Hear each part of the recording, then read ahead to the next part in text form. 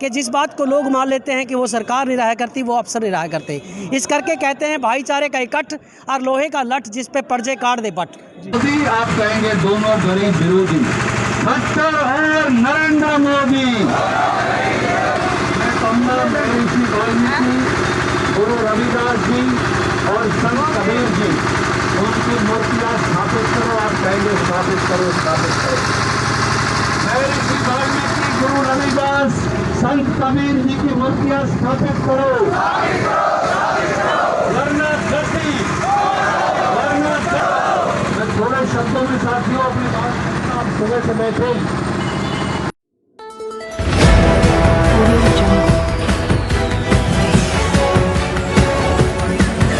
नमस्कार, मैं हूं श्याम सुंदर। आप देख रहे हैं जनता शक्ति यूट्यूब। आज जींद के अंदर एक बड़ा ही आंदोलन हुआ और उसके तहत एक विज्ञापन दिया गया है। किस कारण विज्ञापन दिया गया? हमारे साथ हैं कुछ साथी हैं। मदन पाल खटक। अच्छा जी, आपका पूरा पहले परिचय दीजिए। मेरा नाम मदन पाल खटक है। मैं पंजाब धानक समाज का प्रेसिडेंट हूँ और मैं लोकसभा हल्का पटियाला से उम्मीदवार भी था जी और पंजाब से आया हूँ कुछ साथियों के साथ लेकर।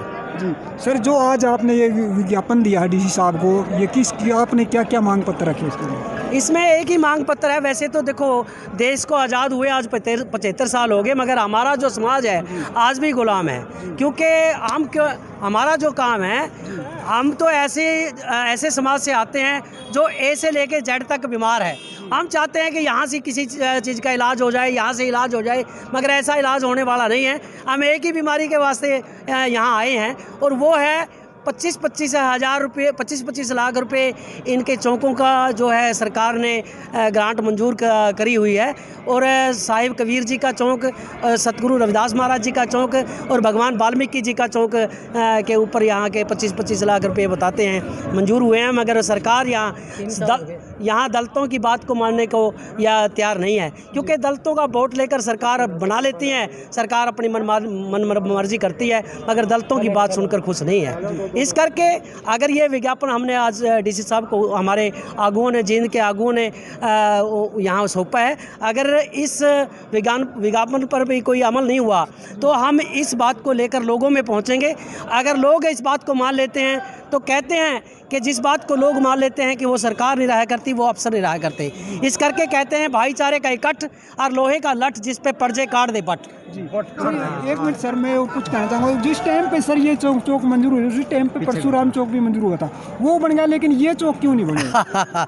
मैं यही बात तो बताना चाहता था कि दलितों के जब ये महापुरुष इस धरती पर थे, उस टाइम भी इनके साथ बड़ा विरोध हुआ और आज हम उनके वंशज जो है उनके चौक बनाने की बात करते हैं। तो ये कब चाहते हैं कि हमारा चौक, हमारे वंशजों का चौक बने? हमारा तो इतिहास मिटाने पर तुले हुए हैं ये लोग। मैं आपको बार बार कहता हूँ कि ये लोग हमारे अब हिंदू कहकर वोट बटोरना चाहते हैं, मगर ये लोग हमारी बात मानने के लिए तैयार नहीं है। इसी करके हम बार बार, हमारे बुजुर्ग बार बार ये नारा लगा कर चले गए कि वोट हमारा, राज तुम्हारा नहीं चलेगा, नहीं चले। ये नारा रह गया। आज हमारे समाज को कुछ समझ में आई है बात। हमारा SC-BC समाज जो है आज जागरूक हुआ है और वाकई में अब आगे जो है सरकार, ऐसी मनवादी लोगों की सरकार हम देश के अंदर नहीं आने देंगे। चलिए एक मिनट और सर, मैं एक बात और आपको बताना चाहूँगा। जब भी इलेक्शन आता है, सबसे ज़्यादा वोट बैंक SC और BC का इस देश के अंदर, तब आपको ये समझ में क्यों नहीं आता?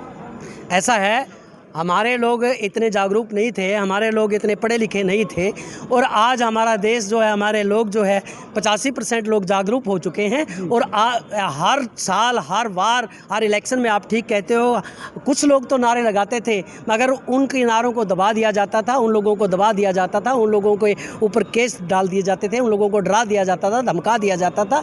क्योंकि इस देश के अंदर जब भी सरकार बनती है, 3 ताकतों से बनती है: मनी, मीडिया और माफिया। और तीनों चीज़ जो है इन मनुवादी लोगों के पास थी। इस करके हमारे पास आज वोट का जो है बाहुबल हमारे पास है और वोट का हथियार जो है वो बहुत प्याना होता है। इस करके हम इस सरकार को